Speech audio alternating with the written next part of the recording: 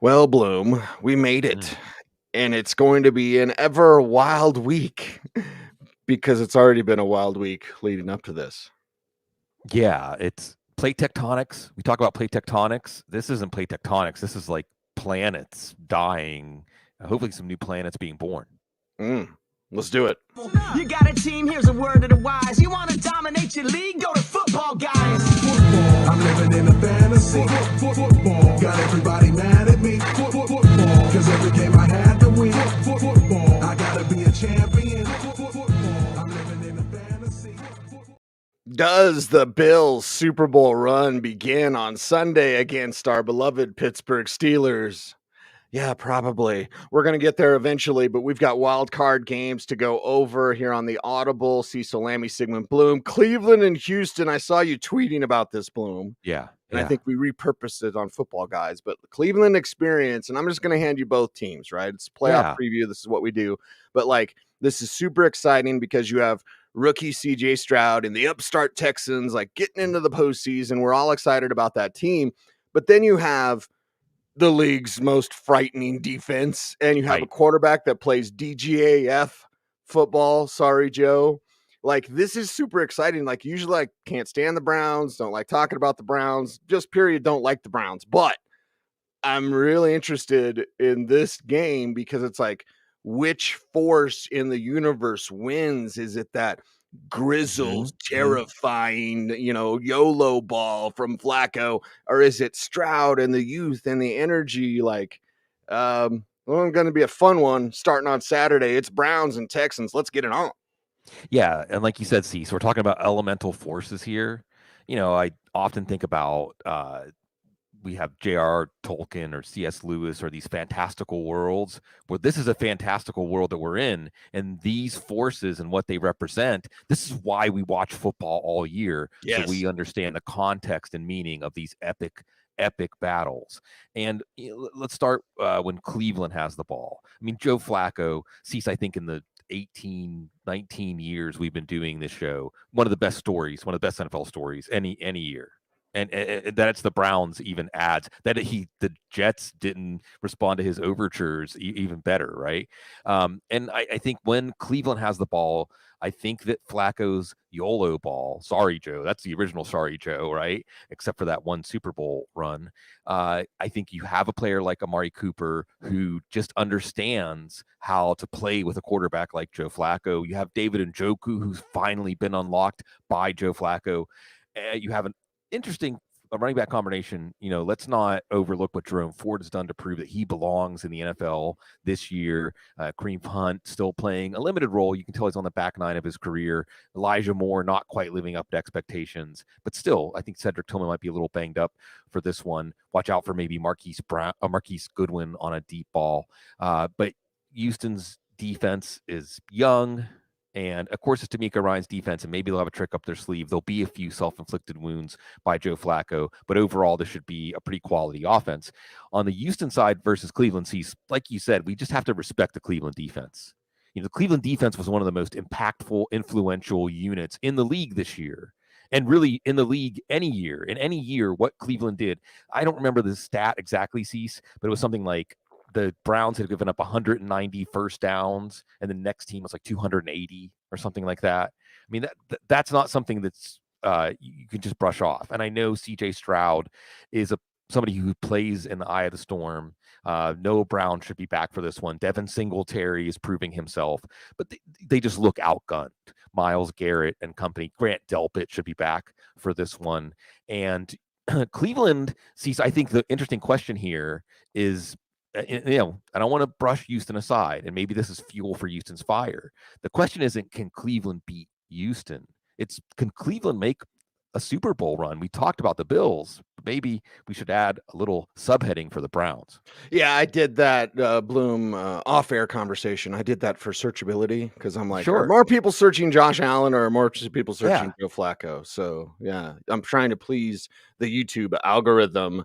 And yes, Toronto Dave, we are all wacko for Flacco. They're the team nobody wants to face. Like, Baltimore should make it to the Super Bowl, and Baltimore should win the Super Bowl. Cleveland's probably going to be in their way. They got to get this one done. And Saturday, Should we just say goodbye to the Miami Dolphins right now? I mean, it's going to be perhaps even below zero. NFLweather.com. Although it wasn't updated when I went there yesterday, writing about this for the Football Guys Newswire. Check it out and get our free daily newsletter. But it's like Miami, KC. Okay, KC's got their own fair share of problems. We'll talk about it. Miami, Tyreek Hill should play. Okay, it's going to be below zero. Or at least I think a balmy single digits on Sunday. I know when I am in Denver, I think it's going to be like 9 degrees. No playoff football here, but playoff football in Kansas City, and it's going to be cold. Yeah. Yeah. We got to cover the plants down in New Orleans so all of our wonderful plants don't die. So it's cold. This one, see, there's going to be 2 playoff games this weekend, weather-related issues, where you have to ask when you project them, is anything we've watched really going to be relevant? When we think about Miami, I think that Joe quoted maybe Colin Cowherd or somebody saying that the Dolphins are a warm weather speedboat, but a battleship is what wins in the playoffs. And certainly these conditions and the lack of playoff experience. But let's say this, okay? Let's say this about Miami and Mike McDaniel and what this team has in them. Let's turn back the clock to last year at this time, Cease. We were previewing a Buffalo-Miami game where Skylar Thompson was starting for Miami, okay? And we thought, well, let's just move on to the next game. What was the final score of that game? 34-31. Buffalo was in. We saw Buffalo also playing a Miami team last week that was just basically resting for the playoffs. And they gave Buffalo a game in that one too. So maybe this Miami team in conditions in a situation where they shouldn't be competitive can be competitive. And let's face it, Cease, on one side you've got, I almost think this is like a Tyreek Hill, Devin A. Chan meter. Who's going to break free? Who's going to do something to swing the momentum of this game? This is going to be the kind of game that comes down to one possession, one play, one bounce, one special teams play, one really ill-timed turnover, right? If you're the coaches, you are advising your quarterbacks, your offenses, the most important thing is limiting turnovers. This is a field position game. Miami actually has a reasonably good set of personnel to deal with that game script, right? Yes. Now, Tyreek Hill maybe isn't going to catch 60-yard bombs in this one, but he can frustrate you and keep the Miami offense on the field, right? And all it takes is one play, Bloom. And that's the thing. In a frozen tundra, Diego, our man, brings up Isaiah Pacheco. Yeah, it's a snowplow type of game, but all it takes is one little 7-yard dump that Hill makes somebody slip on a frozen turf, and then boom. And that's how I see this game. I'm predicting Kansas City to win. Did we do game predictions on playoff previews? We'll Sorry, do it's been a year. At the end. Yeah, we'll do it at the end. Well, I'm taking Kansas City over Miami. Let's wrap this one up. And boy, we got some more good ones coming up. I think it's really hard to predict this game with confidence. It's really hard because the Kansas City offense should not be inspiring confidence in anybody. Kansas City's defense has been pretty good. And I want to say this too about Miami. Oh, if Jalen Phillips and Bradley Chubb were healthy, right? Some edge defender injuries impactful on this weekend. But even that, you've got every day Vic Fangio. What does he have up his sleeve against an offense that has been very stoppable, very beatable this year? So I see this game as a coin flip. Of course, I'm picking Cleveland in the first game. I think that Houston is at a point in their career arc where this is one of those trips to the playoffs where you learn what it takes to win. Because Cleveland has Joe Flacco, they're going to feel like they already know what it takes to win. Now, on this one, Kansas City knows what it takes to win. Miami hasn't had that success yet in the playoffs, but I think Mike McDaniel's cool is going to be important in the frozen tundra. I'll pick Kansas City almost because I don't want Kansas City to win, and I feel like they're probably going to win. But I think that Miami is going to make them sweat in this game, even though it's going to be cold. Couple of upset specials this week. One could be Miami, if you want to put your chips on that. Another one could be Green Bay. We'll get to that in a little bit, but we got to go to Sunday. Steelers and Bills. And yeah, I'm predicting my best friend's a Bills fan. I texted him. I was like, just end our misery, please. Please. And perhaps they'll take my terrible towel away when I say this, Bloom. I don't think the Steelers deserve to be there. Now, it's interesting with Mason Rudolph. It's more interesting with Mason Rudolph. But I feel like the Steelers are in a situation where they're kidding themselves long-term about quarterback. They don't have the assets that they need. The defense isn't as strong as it used to be. Maybe there's a Steeler culture problem if you talk about older Steeler players that are commenting on the young guys and TikTok or whatever. But it's like, okay, in Buffalo, you fought your ass off to get here. Your backs were against the wall. Look at the playoff bracket. Outside of Cleveland and Baltimore, you guys can make a run. You have to win this one at home. And Cecil, let's take a moment out to say AFC North, all winning teams this year. So in some ways, if you emerged out of this AFC North, then you're already used to playing at playoff level.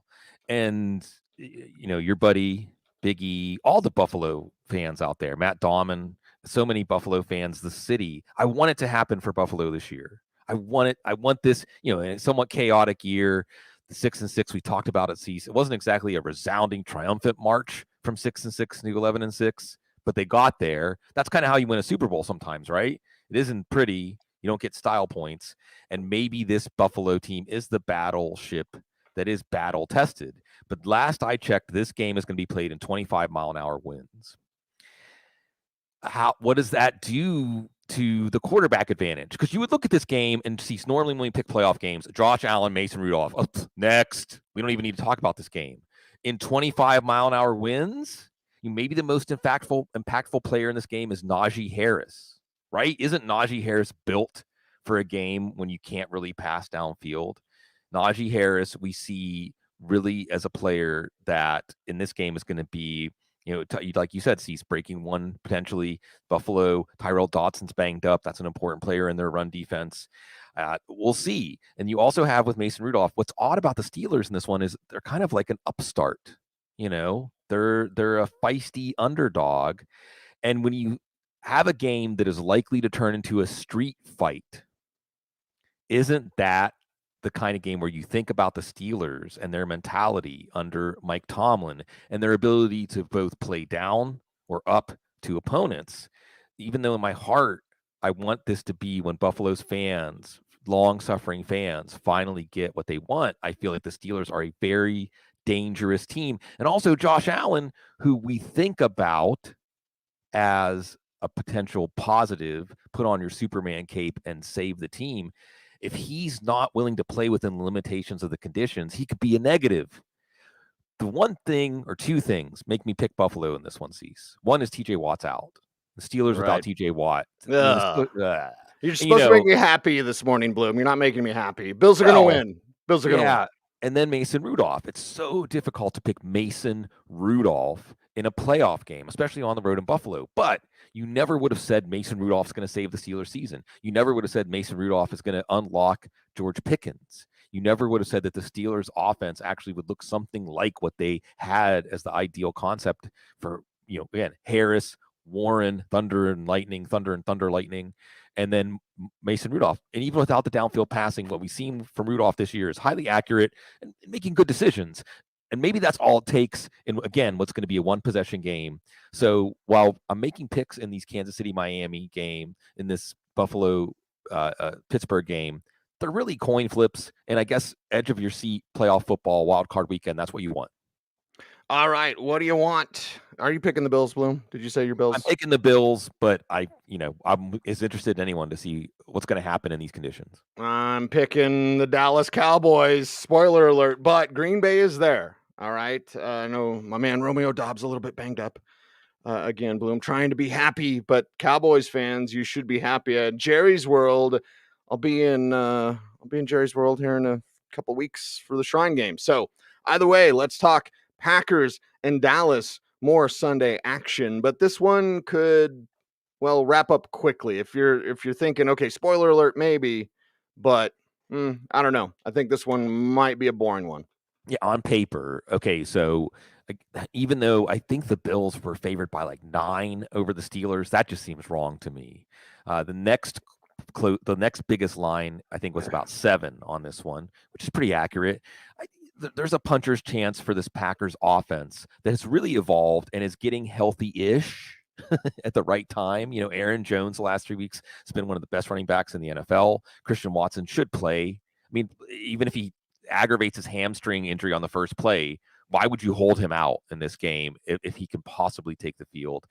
Jaden Reed, Dontavian Wicks, these guys are healthy enough. Luke Musgrave is back, so now you can run some 2 tight end attack. And with Tucker Kraft activated, maybe some stuff that Dan Quinn has not seen on film. So we'll see. I mean, Green Bay, remember, Seattle just went into Arlington and played a back and forth high scoring game. Detroit went into Arlington and all but won the game. So even though this has been one of the better home field teams in the league, it's not necessarily a foregone conclusion. The Packers do have the horses to keep up with the Cowboys. See what I did there? But on paper, the Cowboys this is a Super Bowl winning roster. And at times, usually against vastly inferior teams, they look like a Super Bowl champion type team. This is not a vastly inferior Packers team. They have some impact players on defense like Rashawn Gary. We'll see about Jair Alexander and that mess. They have Quay Walker, an ascending player at the second level. They have some playmakers. They have some guys who could potentially change the complexion of this game. But the player who looms the largest here is Dak Prescott, and really CD Lamb together. It's the Dak Prescott to CD Lamb connection. It has been unstoppable at times. I don't see it getting stopped in this one. And again, when we look at the history of teams, first time in the playoffs, in this case, not the first time for the Packers, but the first time for the Jordan Love Packers, maybe this is a learning experience. I thought Tom Brady was going to give Dallas a lot tougher game in the first round last year, and they just summarily dismissed Tom Brady in his last NFL game. So I do think you got to pick the Cowboys here. Yeah, better pick the Cowboys. And then I know you're going to pick the Lions in our next game. Really? Really? Okay. Well, let's get into this thing then, because this is super interesting. You have the Rams and Kyron Williams and Puka Nacua and some guy named Matthew Stafford venturing into the Motor City to take on the Detroit Lions, who have their own share of weapons. And in talking to some people around the league, there's kind of a sentiment for not only Dan Campbell, but for Jared Goff as well. Like, I want to see Goff go get one, like see if they can make that sort of run. Certainly what they did in the regular season was fantastic. We know the crowd is going to be fired up. And if we just hit us in the feels, Bloom, one, probably don't have a lot good to say about Stan Kroenke. And, St. Louis people will be like, no, forget that guy. Sorry, Joe. They'll say something else.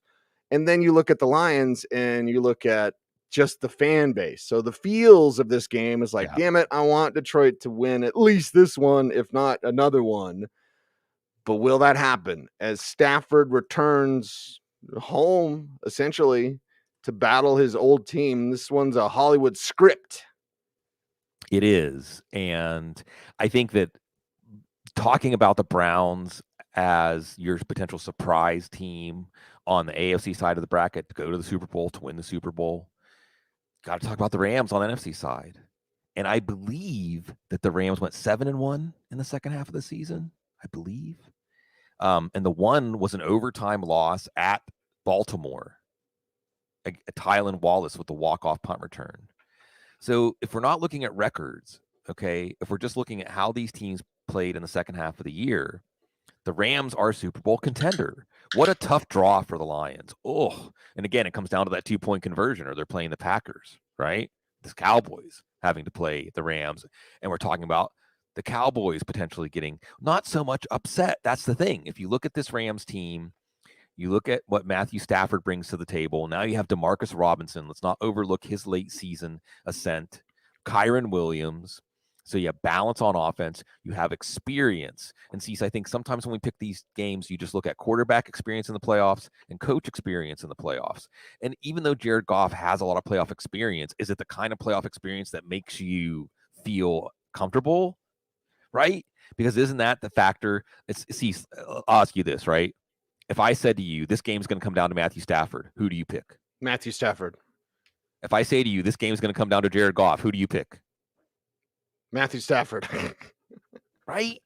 I want the line. I mean, this is like, they said the first time that the 3 Lake Erie teams, The Rust Belt, sadness. There's so much an interesting story to tell about Rust Belt, sadness, post-industrial America, and fan bases of these teams, Cleveland, Detroit, and Buffalo. Okay. I wanted to be there for Detroit. I wanted to be there for the Bills. Actually, the Browns fans are the ones I think that maybe should be getting their hopes up and be emotionally vulnerable. Yes. Those are out of the three, the team that maybe you want to let yourself be emotionally vulnerable to what's going to happen over the next month and not be protected. As for Lions fans, what have I heard most every time I encounter a Lions fan or somebody that has some sort of Detroit or Michigan clothing on, and I'll strike up a conversation about the Lions. They'll say, I used to be a Lions fan. That's what they'll say. And I hope that this isn't the kind of game that reminds them of that. And I know that Dan Campbell is going to get the most out of his guys. Our man Diego brings up in the chat room a really good point that the Lions need to lean on the running game. This needs to be a game where you get Gibbs and Montgomery, even though this isn't playing to 25-mile winds in the cold, you want a cold weather approach to this game if you're Ben Johnson. And let's get Gibbs and Montgomery touching the ball 40 times, 45 times in this game. Let's get Jared Goff only throwing the ball 15, 20 times. Jameson Williams will be back. He's a potential X factor here. Of course, Amon-Ra St. Brown. Sam Laporta, we'll see if he's going to play. I mean, this is Dan Campbell, and I don't want Dan Campbell to change one bit. He's going to play his starters all the way up to the last 0-0-0 in week 18, and that's what happens. And Khalif Raymond got a little banged up too, but Jameson Williams is coming back. And I'll say this, Cease. I'm picking the Rams in this game. But if the Lions can win, then I'm going to be more convinced they have the ability to go into Dallas and win, and they have the ability to go into San Francisco and at least make it interesting.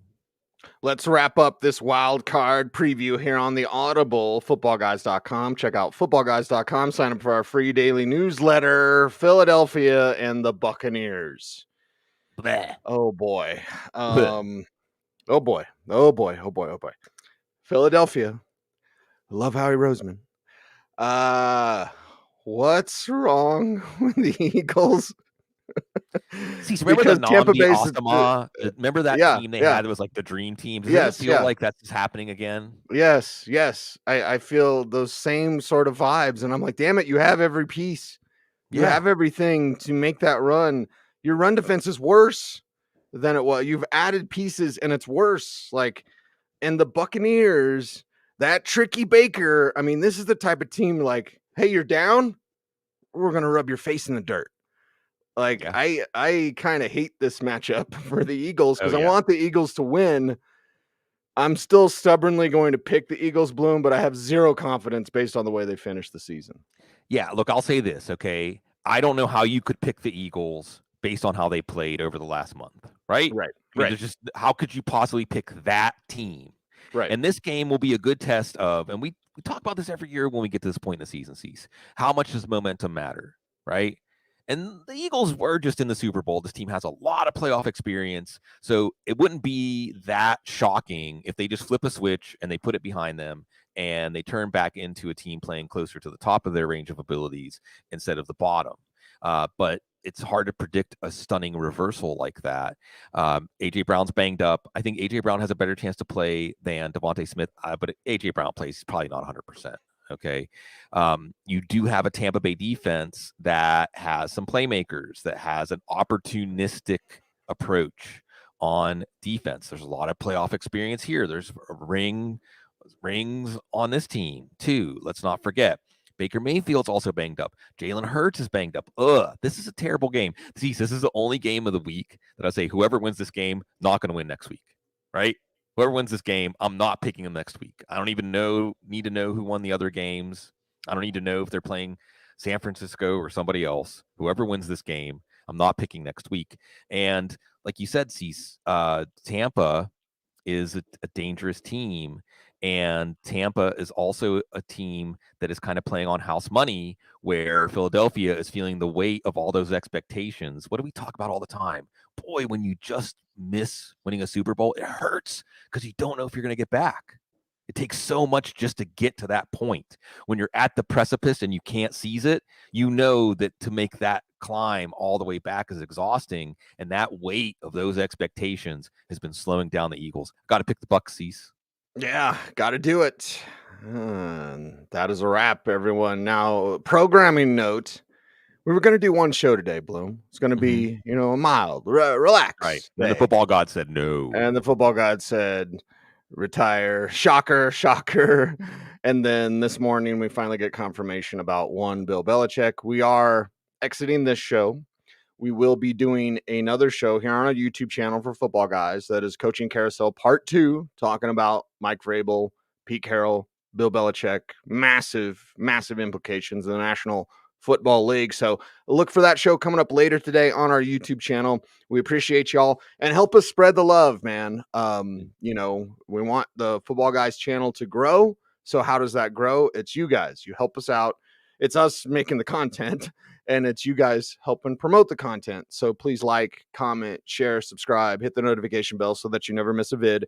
And we appreciate y'all for helping out. And comment down below. Tell us who you're picking this weekend in the wild card round, and we'll jump into the comments and see what we get. If you've chatted over here, make sure to comment down below as well. Again, helps out the YouTube overlords and the YouTube algorithm. He's Sigmund Bloom. You follow him on Twitter at Sigmund Bloom. I am at Cecil Lammey. The show is at The Audible. We appreciate you all. Thanks for watching. Stay tuned and please stay frosty.